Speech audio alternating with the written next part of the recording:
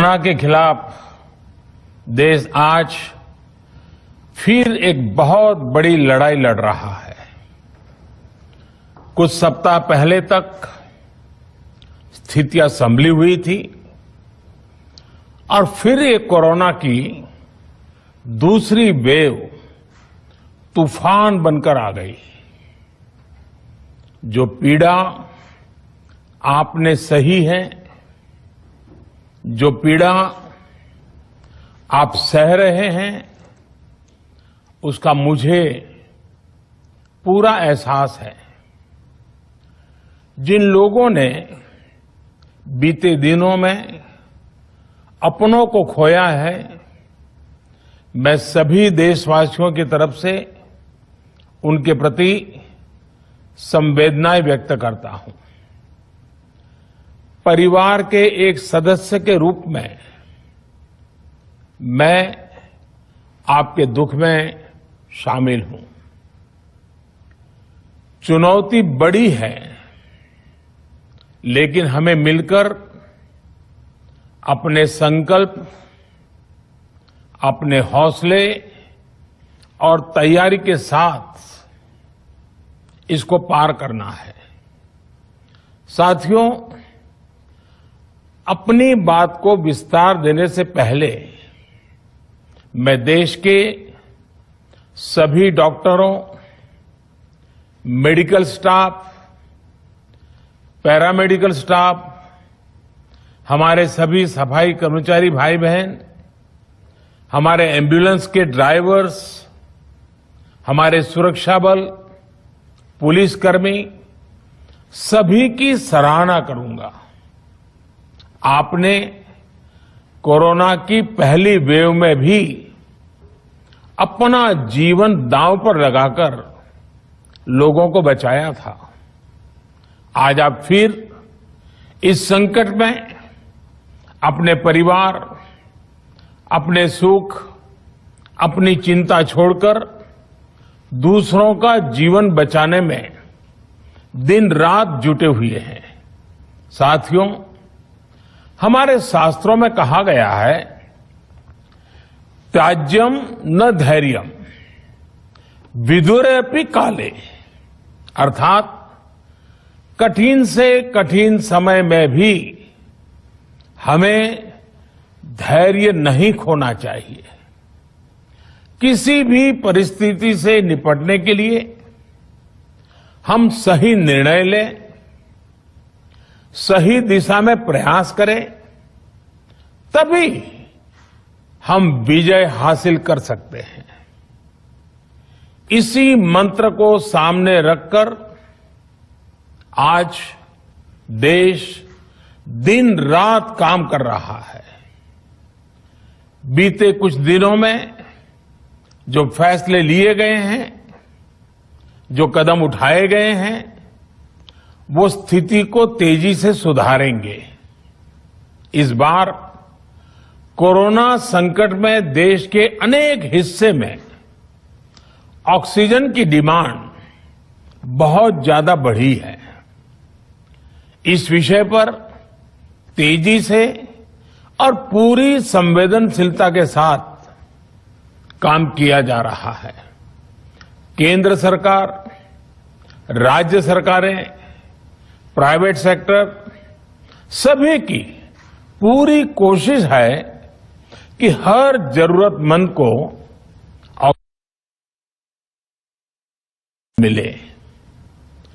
Oxygen production और supply को बढ़ाने के लिए भी कई स्तरों पर उपाय किए जा रहे हैं।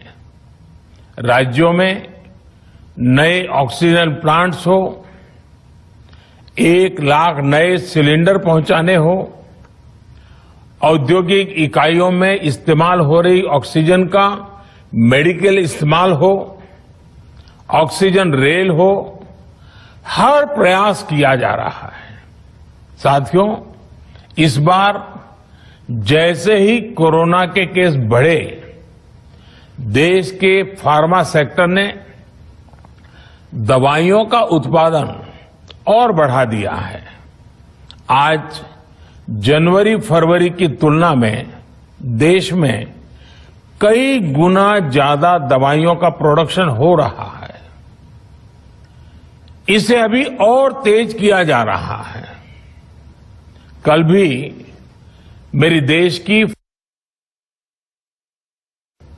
बड़े जो प्रमुख लोग हैं, उसके जो एक्सपर्ट लोग हैं, उनसे बहुत चर्चा हुई है। प्रोडक्शन बढ़ाने के लिए हर तरीके से दवाई कंपनियां की मदद ली जा रही है। हम सौभाग्यशाली हैं कि हमारे देश के पास इतना बड़ा मजबूत फार्मा सेक्टर है जो बहुत अच्छी और तेजी से दवाइयां बनाता है। इसके साथ ही अस्पतालों में बेड की संख्या को बढ़ाने का भी काम तेजी से चल रहा है।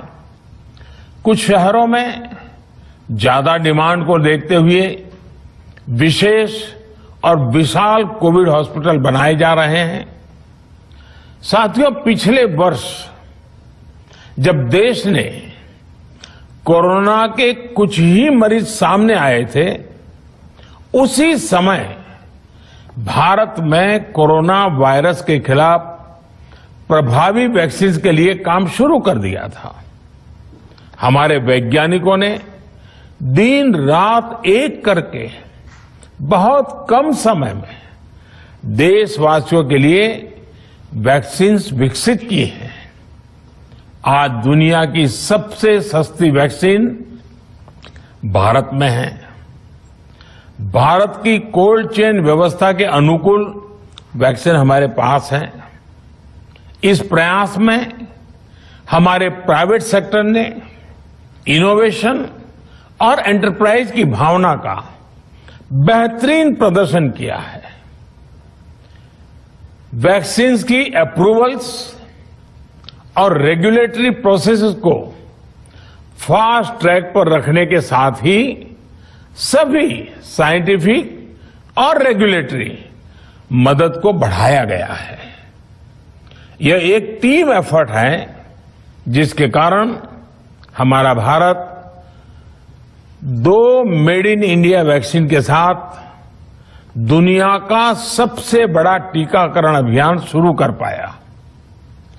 टीकाकरण के पहले चरण से ही गति के साथ ही इस बात पर जोर दिया गया कि ज्यादा से ज्यादा क्षेत्रों तक, जरूरतमंद लोगों तक वैक्सीन पहुंचे। दुनिया में सबसे तेजी से भारत में पहले 10 करोड़, फिर 11 करोड़ और अब 12 करोड़ वैक्सीन डोज दिए गए हैं। आज कोरोना से इस लड़ाई में हमें हौसला मिलता है कि हमारे health care workers, frontline corona warriors और सीनियर सिटीजन्स के एक बड़े हिस्से को वैक्सीन का लाभ मिल चुका है। साथियों, कल ही वैक्सीन को लेकर हुए एक और अहम फैसला भी हमने किया है। 1 मई के बाद से 18 वर्ष के ऊपर के किसी भी व्यक्ति को वैक्सीनेट किया जा सकेगा। अब भारत में जो वैक्सीन बनेगी उसका आधा हिस्सा सीधे राज्यों और अस्पतालों को भी मिलेगा। इस बीच गरीबों, बुजुर्गों, निम्न मध्यम वर्ग के लोग 45 वर्ष की आयु के ऊपर के व्यक्तियों के लिए केंद्र सरकार का जो वैक्सीन कार्यक्रम चल रहा है वो भी उतनी ही तेजी से जारी रहेगा। पहले की तरह ही सरकारी अस्पतालों में मुफ्त वैक्सीन मिलती रहेगी, जिसका फायदा, जैसा मैंने कहा, हमारे गरीब परिवार हो, हमारे मध्यम वर्ग, निम्न मध्यम वर्ग के परिवार हो, वो उनका लाभ उठा सकेंगे। साथियों, हम सभी का प्रयास जीवन बचाने के लिए है और जीवन बचाने के लिए तो है ही। प्रयास से भी ये है कि आर्थिक गतिविधियां और आजीविका कम से कम प्रभावित हो। प्रयास का तरीका यही रखा जाए। वैक्सीनेशन को 18 वर्ष की आयु के ऊपर के लोगों के लिए ओपन करने से शहरों में जो हमारे वर्कफोर्स है उसे तेजी से वैक्सीन उपलब्ध होगी। राज्यों और केंद्र सरकार के प्रयासों से श्रमिकों को भी तेजी से वैक्सीन मिले लगेगी। मेरा राज्य प्रशासन से आग्रह है कि वो श्रमिकों का भरोसा जगाए रखे। उनसे आग्रह करें कि वो जहां है वहीं रहे। राज्यों द्वारा दिया गया ये भरोसा उनकी बहुत मदद करेगा कि वो जिस शहर में है वहीं पर अगले कुछ दिनों में वैक्सीन भी लगेगी और उनका काम भी बंद नहीं होगा। साथियों, पिछली बार जो परिस्थितियां थी वो अभी से काफी भिन्न थी। तब हमारे पास इस वैश्विक महामारी से लड़ने के लिए कोरोना स्पेसिफिक मेडिकल इंफ्रास्ट्रक्चर नहीं था। आप याद करिए देश की क्या स्थिति थी। कोरोना टेस्टिंग के लिए पर्याप्त लैब नहीं, पीपीई का कोई प्रोडक्शन नहीं, हमारे पास इस बीमारी के ट्रीटमेंट के लिए कोई खास जानकारी भी नहीं। लेकिन बहुत ही कम समय में हमने इन चीजों में सुधार किया। आज हमारे डॉक्टरों ने कोरोना के इलाज की बहुत ही अच्छी एक्सपर्टीज हासिल कर ली है। वो ज्यादा से ज्यादा जीवन बचा रहे हैं। आज हमारे पास बड़ी मात्रा में पीपीई किट्स हैं, लैब्स का बड़ा नेटवर्क है और हम लोग टेस्टिंग की सुविधा को निरंतर बढ़ा रहे हैं। साथियों, देश ने कोरोना के खिलाफ अब तक बहुत मजबूती से और बहुत धैर्य से लड़ाई लड़ी है।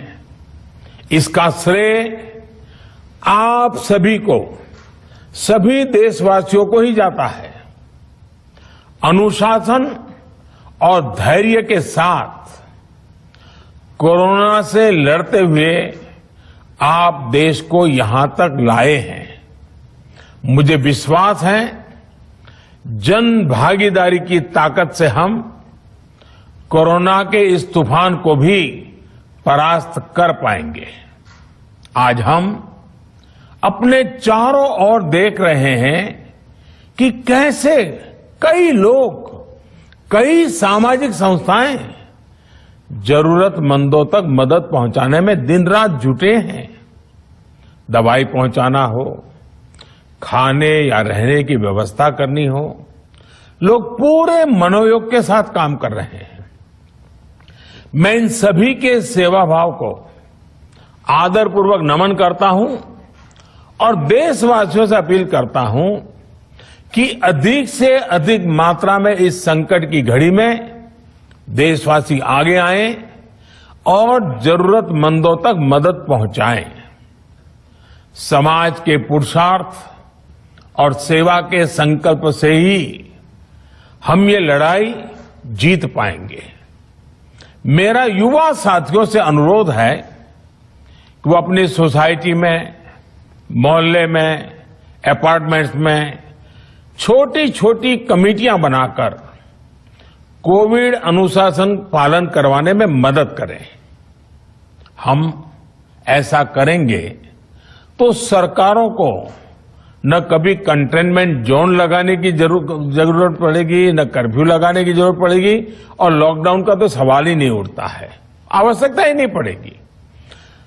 स्वच्छता अभियान के समय देश में जागरूकता फैलाने के लिए मेरे बाल मित्रों ने बहुत मदद की थी। छोटे छोटे बालक 5वीं, 7वीं, 8वीं, 10वीं में पढ़ने वाले, उन्होंने घर के लोगों को समझाया था, मनाया था। उन्होंने बड़ों को भी स्वच्छता का संदेश दिया था। आज मैं फिर अपने बाल मित्रों से एक बात विशेष तौर पर कहना चाहता हूं। मेरे बाल मित्र, घर में ऐसा माहौल बनाइए कि बिना काम, बिना कारण घर के लोग घर से बाहर न निकले। आपकी जीत बहुत बड़ा परिणाम ला सकती है। प्रचार माध्यमों से भी मेरी प्रार्थना है कि ऐसे संकट की घड़ी में वो लोगों को सतर्क और जागरूक करने के लिए जो प्रयास कर रहे हैं उसे और बढ़ाएं। इसके साथ ही इसके लिए भी काम करें कि डर का माहौल कम हो सके, लोग अफवाह और भ्रम में न आए। साथियों, आज की स्थिति में हमें देश को लॉकडाउन से बचाना है। मैं राज्यों से भी अनुरोध करूंगा कि वो लॉकडाउन को अंतिम विकल्प के रूप में ही इस्तेमाल करें। लॉकडाउन से बचने की भरपूर कोशिश करनी है और माइक्रो कंटेनमेंट जोन पर ही ध्यान केंद्रित करना है।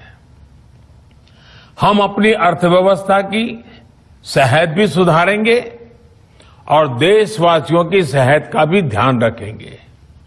साथियों, आज रात्रि का आखिरी दिन है। कल रामनवमी है और मर्यादा पुरुषोत्तम श्री राम का हम सभी को यही संदेश है कि हम मर्यादाओं का पालन करें। कोरोना के इस संकट काल में कोरोना के बचने के जो भी उपाय है, कृपया करके उनका पालन 100% करिए। दवाई भी, कड़ाई भी, इस मंत्र को कभी भी भूलना नहीं है। ये मंत्र जरूरी है, वैक्सीन के बाद भी जरूरी है। रमजान के पवित्र महीने का भी आज 7वां दिन है। रमजान हमें धैर्य, आत्मसंयम और अनुशासन की सीख देता है। कोरोना के खिलाफ की सीख देता है। कोरोना के खिलाफ जंग जीतने के लिए अनुशासन भी, उसकी भी उतनी ही जरूरत है। जब जरूरी हो तभी बाहर निकले। कोविड अनुशासन का पूरा पालन करें। मेरा आप सभी से यही आग्रह है।